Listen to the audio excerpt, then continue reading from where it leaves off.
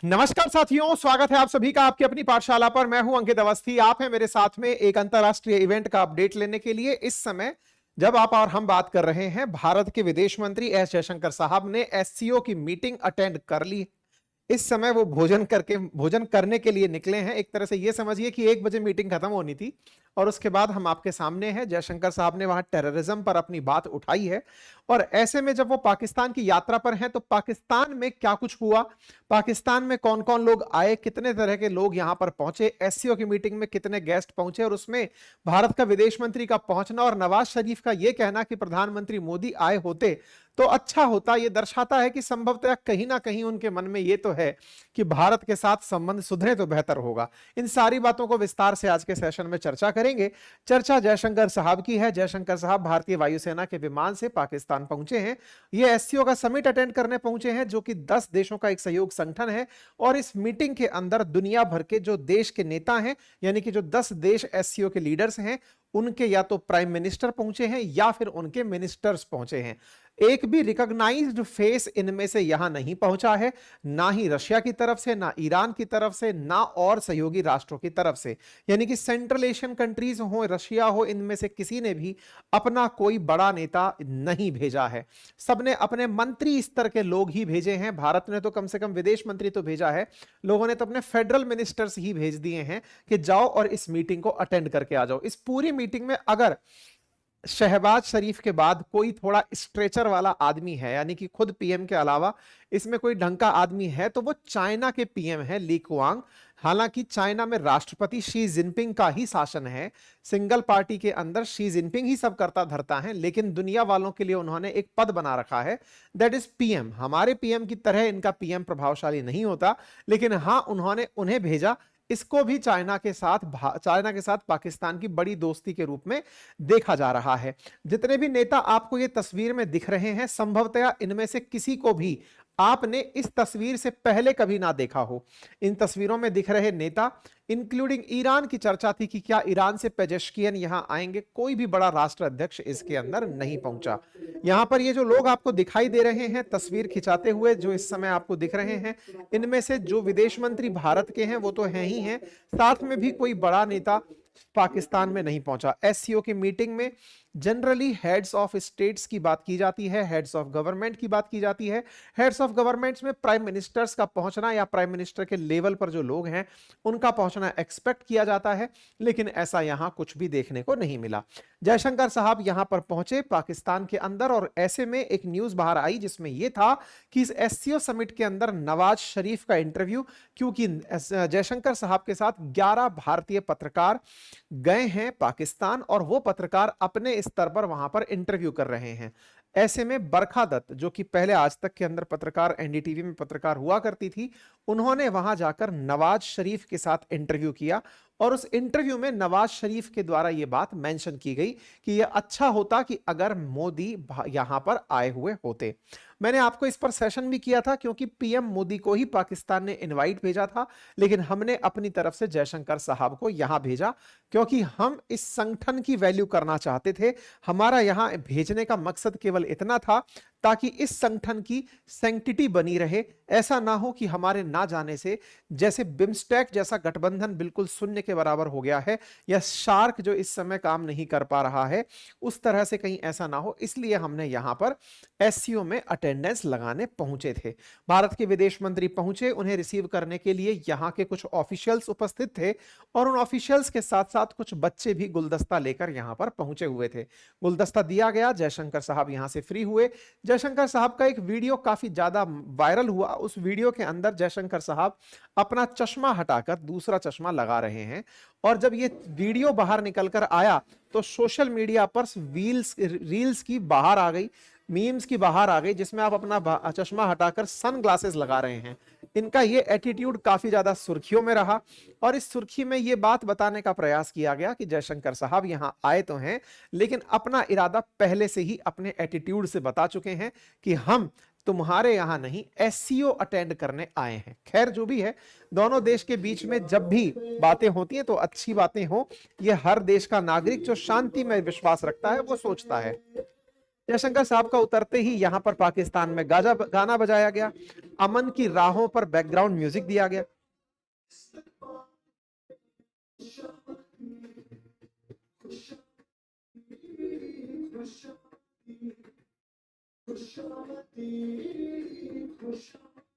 खुशामदीद,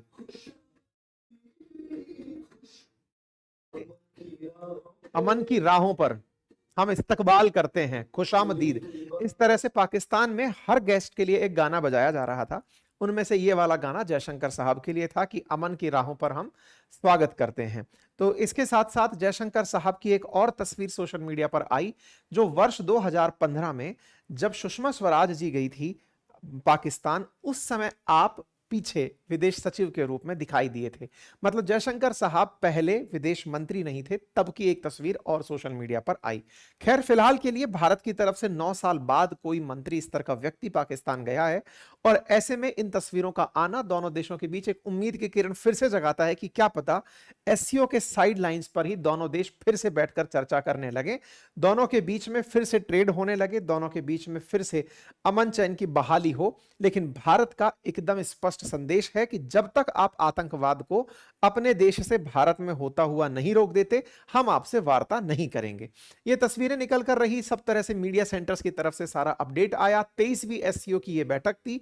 इस बैठक के अंदर 10 नेशंस जो इसके पार्टनर नेशन है, 2017 में भारत और पाकिस्तान एससीओ के मेंबर बने थे।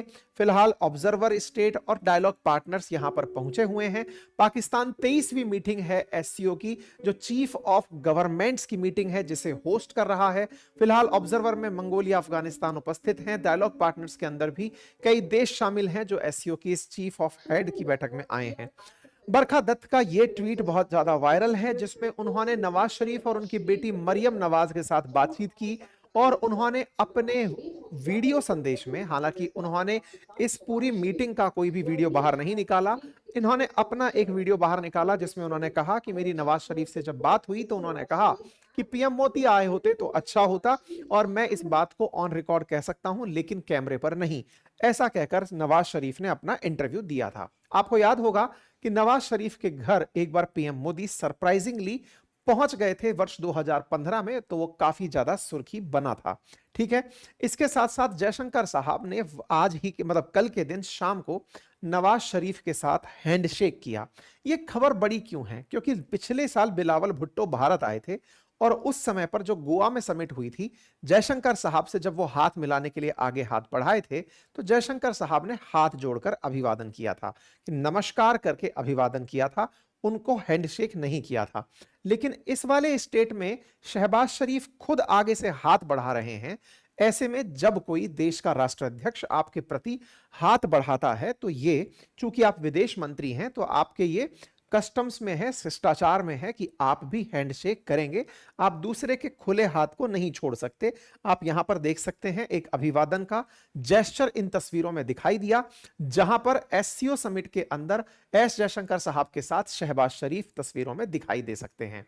ये तस्वीरें पिछले साल की भी चर्चा में आई, जिस समय पर बिलावल भुट्टो के साथ हाथ जोड़कर एक दूसरे का अभिवादन हुआ था। दोनों एक दूसरे के साथ मिले थे। ये पिछले साल की तस्वीरें हैं। ठीक है, तो इस बीच में आज की तस्वीरें भी काफी ज्यादा सुर्खी में रही। लोग पाकिस्तान के शहबाज शरीफ के आनंद लेते रहे कि ये लोग फिर से अपनी पुरानी हरकतों पर हैं। खैर, एनीवे, हम उन सब चीजों की चर्चा फिलहाल के लिए नहीं करते हैं। दोनों देश आपस में एक दूसरे के साथ मिल लिए, बातचीत हो गई है।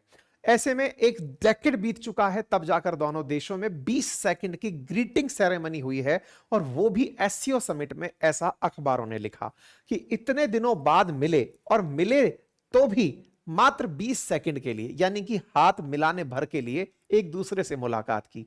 लोगों को बड़ी सारी उम्मीदें थी कि जब दोनों लोग आपस में मिलेंगे तो हो सकता है कुछ अच्छी बातें निकल कर आए, लेकिन ऐसा कुछ हुआ नहीं। खैर, इसी के साथ साथ रिपोर्ट्स में यह भी कहा गया कि 2015 में जब सुषमा स्वराज जी आखिरी बार आई थी, उसके बाद अब जयशंकर साहब आए हैं, तो उम्मीदें ज्यादा थी। उम्मीदें थी कि दोनों लोग मिलेंगे तो बायलैटरल संबंधों पर बातचीत होगी, लेकिन ऐसा नहीं हुआ। खैर, इस बीच में पाकिस्तान ने अपने प्रिय, अपने भाई चाइना का स्वागत किया। चाइना के प्रीमियर यानी कि चाइनीज पीएम ली क्वांग आए थे। आप शी जिनपिंग को राष्ट्रपति जानते हैं, वही राष्ट्रपति हैं जो सब कुछ डिसाइड करते हैं, लेकिन उनके यहां पर एक सेरेमोनियल हेड भी है जो कि इस प्रकार से चीफ ऑफ गवर्नमेंट टाइप की जो बैठक होती हैं उनको हेड करने पहुंचते हैं। ऐसे में चाइनीज प्रीमियर ली क्वांग आए तो शहबाज शरीफ ने जो उनका अभिवादन किया, जो उन्हें लेने गए, ये पाकिस्तान के लिए एक सेलिब्रेशन से कम नहीं था। आप यहां पर देख सकते हैं किस प्रकार से पाकिस्तान के नूर खास बेस पर एयर चाइना का विमान उतरता है, पाक चीन दोस्ती जिंदाबाद के नारे लगते हैं, शहबाज शरीफ लेने पहुंचते हैं, इनके पीएम यहां आते हैं और इन्हें बहुत ही गर्मजोशी से वेलकम दिया जाता है। लग रहा था कि इस पूरी एससीओ मीटिंग में शहबाज शरीफ का अटेंशन केवल इस बात पे था कि बस ये आ जाएं तो हमारा काम हो जाए। तो इस पूरी मीटिंग में अगर कोई एक बड़ा डेलीगेट आया, बड़ा मैं शी जिनपिंग को मानता, लेकिन उनके स्थान पर कोई आया तो केवल ये थे। उसके अलावा सब लोगों ने अपने प्रतिनिधियों में मंत्री स्तर के लोग ही इनके यहां पर भेजे थे। खैर, चाइना को तो केवल पाकिस्तान पसंद है और पाकिस्तान को चाइना। ऐसे में दोनों एक दूसरे की सॉवरेनिटी और प्रॉस्पेरिटी की कामना करने लगे कि भैया अच्छा है, तुम संप्रभु बने रहो। पाकिस्तान को चीन ने अपना भाई बताया और ग्वादर एयरपोर्ट का उद्घाटन किया। आपको याद हो, चाइना पाकिस्तान इकोनॉमिक कॉरिडोर में जब बलूचिस्तान के ग्वादर से कनेक्ट होकर के सिंजियांग रीजन चाइना तक सड़क और रेल जाने वाली है, उसके किनारे यानी कि ग्वादर में एक एयरबेस बनाया गया है जो कि पाकिस्तान का सबसे बड़ा एयरबेस होने का दावा कर रहा है। यहां पर यात्री विमान उतर सकेंगे। इसके लिए बकायदा यहां पर एक 2000 करोड़ भारतीय रुपए में, या कहिए तो 246 मिलियन डॉलर रुपए में, 246 मिलियन डॉलर में एक एयरबेस बनाया गया है, जिसे आप तस्वीरों में यहां देख सकते हैं। एयरपोर्ट आप कहें तो यहां से आने वाले समय में चाइना और पाकिस्तान के लोग आने जाने के लिए इसका उपयोग ग्वादर में करेंगे, जिसकी तस्वीरें आप देख रहे हैं। दोनों ने बकायदा फ्यूचर विजन डॉक्यूमेंट साइन किया कि कुछ ऐसा बाद में बन करके ये दिखेगा। आपको याद हो तो इसी ग्वादर से होकर चाइना पाकिस्तान इकोनॉमिक कॉरिडोर जाएगा, जो भारत के हिस्से पाकिस्तान ऑक्यूपाइड कश्मीर से होते हुए चाइना के जिंजियांग तक जाने वाला है। उसकी सड़क और रेल और पाइप जो है वो ग्वादर से ही बिछाई जाएंगी। ग्वादर में ही इन्होंने एयरपोर्ट का इनॉग्रेशन कर दिया है। इसके साथ साथ यहां पर पाकिस्तान में चाइना का इन्वेस्टमेंट जो डिले हो रखा है, क्योंकि चाइना के लोगों को यहां टारगेट करके मारा जा रहा है। बड़ा डर है चाइनीज लोगों में कि पाकिस्तान में सुरक्षा का क्या होगा। ऐसे में इस चीज की भी चर्चा इन दोनों के बीच में होना लाजमी था। भारत के विदेश मंत्री की यहां पर यात्रा के साथ साथ दुनिया के अन्य नेताओं में अगर आप देखें तो रशियन फेडरेशन से मिखाइल मुश्तकिन नाम से प्राइम मिनिस्टर ऑफ रशिया यहां पर आकर पहुंचे। ऐसे मिनिस्टर ऑफ इंडस्ट्रीज में इस्लामिक रिपब्लिक ऑफ ईरान के माइनिंग एंड ट्रेड मिनिस्टर आकर पहुंचे और इन सबका पाकिस्तान में गर्मजोशी से वेलकम किया गया। भारत का जो हाई कमीशन ऑफिस है उसमें जयशंकर साहब वॉक करते हुए अर्ली मॉर्निंग दिखाई दिए। साथ में उन्होंने एक पेड़ भी यहां पर लगाया। भारत की जो एम्बेसी पाकिस्तान के अंदर है, हाई कमीशन ऑफिस जो है, वहां पर आप पौधारोपण करते भी दिखाई दिए। बड़ा सवाल यह था कि इस एससीओ समिट के दौरान पाकिस्तान में इमरान खान की पार्टी के द्वारा बुलाया गया प्रोटेस्ट क्या हुआ या रुक गया। तो सुनने में आया कि पीटीआई ने जो एससीओ समिट के दौरान होने वाला प्रोटेस्ट था उसे कॉल ऑफ कर लिया, उसे रोक लिया, पुट ऑफ कर लिया कि बोले नहीं करेंगे अभी, क्योंकि देश के अंदर फिर दिक्कत ज्यादा खड़ी हो जाएंगी, असुरक्षा का भाव उत्पन्न हो जाएगा। एनीवे, पाकिस्तान ने हालांकि इससे निपटने के लिए तगड़ी तैयारियां की थी। पूरी तरह से इस्लामाबाद को लॉकडाउन में डाल दिया था। इतनी जबरदस्त चाक चौबंद सुरक्षा थी कि जहां देखो वहां पर फोर्स ही दिखाई पड़ रही थी। 661 अधिकारी मोटरसाइकिल पर ड्यूटी दे रहे थे। लगभग 2358 रूट, 2358 आवास, 459 आयोजन स्थल और बहुत ही जबरदस्त तरीके से ऐसी जगह तैयार की गई थी जो कि पूरी तरह से सुरक्षित रह सके। और यहां पर सेना को भी जिम्मेदारी दी गई थी कि वो सुरक्षा के सारे इंतजामात रखे। यहां पर हमारी पत्रकार जो गीता मोहन गई हैं भारत की तरफ से, उन्होंने बकायदा वीडियो जारी कर दिखाया कि कैसे यहां पर लॉकडाउन की सिचुएशन है। पंछी भी पैर नहीं मार सकता। पूरा इस्लामाबाद और उसके आसपास के शहरों को बंद कर दिया गया है, लॉकडाउन लगा दिया गया है। तमाम प्रकार की तस्वीरें आने लगी तो कुछ पत्रकार वहां भी पहुंच गए जहां पर मार्केट खुला हुआ था कि देखो लोगों को कितनी परेशानी हो रही है, यहां पर इन्होंने सब बंद कर दिया है। एनीवे, जिस जगह आयोजन किया गया था वो जिन्ना कन्वेंशन सेंटर कुछ इस तरह से था जहां पर यह समिट का आयोजन किया गया था। एस जयशंकर साहब आज यहीं पर अपनी बात बोले हैं। अभी जब मैं आपके साथ सेशन कर रहा हूं 10:30 बजे यहां पर इनकी मीटिंग शुरू हुई थी। 1 बजे आपकी मीटिंग खत्म हुई है। 4 बजे आज जयशंकर साहब भारत के लिए यहां से रवाना हो जाएंगे। तो उम्मीद है कि आप सभी को भारत के विदेश मंत्री की पाकिस्तान यात्रा का अपडेट मिल गया होगा।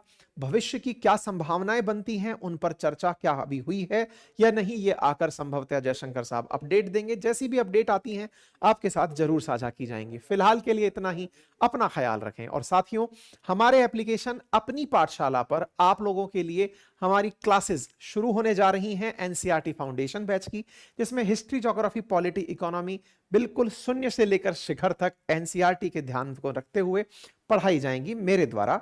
इन चारों सब्जेक्ट्स के लिए डेली प्रैक्टिस प्रॉब्लम्स भी आपको मिलेंगी, तो डेली लाइव क्लासेस के साथ साथ वीकली टेस्ट, साथ में क्लासेस का पीडीएफ, लाइव डाउट सेशंस, तमाम फैसिलिटीज मिलेंगी। इनमें से शुरुआत पॉलिटी से हो रही है। अगर आप में से कोई साथी केवल पॉलिटी पढ़ना चाहता है तो हमारी पॉलिटी की क्लास भी वो एक्सेस कर सकता है, और वो क्लासेस भी आपको इसी के साथ उपलब्ध हैं। केवल कंबाइंड एनसीईआरटी लेते हैं तो आपको पॉलिटी ये वाली उसके अंदर भी मिल जाएगी।